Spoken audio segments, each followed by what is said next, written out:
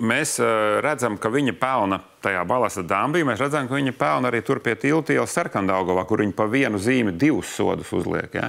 Pa to vienu nogriešanos, kur ir tikai taisni un tas ķieģelis. Un viņi pa abiem sūta 2 kvītis, tad skats tā ir tikai pelnīšana. Jo tajā Balasta dambī uzlikt to zīmi, tā bija cūcība. Jo mēs varam pastīties vienkārši transporta līdzekļu apdrošinātāju mājaslapā. Tur ir redzamas visas avārijas visā valstī. Tās, kur izsauc policija, un tās, kur bija vienkārši saskaņotais paziņojums.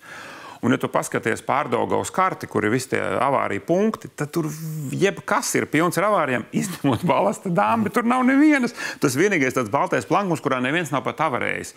Tad kāda vēlnu pēc jūs tur uzlikāt 30, un kāpēc jūs jau tur aizsūtījāt cilvēku ar radaru, ja viņam būtībā vajadzēja pastīties šajā pašā kartē un aizbraukt uz jebkur to krustojumu, kur ir pilns ar avārijām. Bet Balasta dambī nekā nav. Tur abās pusēs ir sēta, tur nav neviena krustojuma, tur neiet arī cilvēki. Kāpēc tur jābrauc uz 30? Tas ir, es domāju, ka tas, ka tur ir zīme un tas radars atspoguļosies nākamajās pašvaldību vēlēšanās.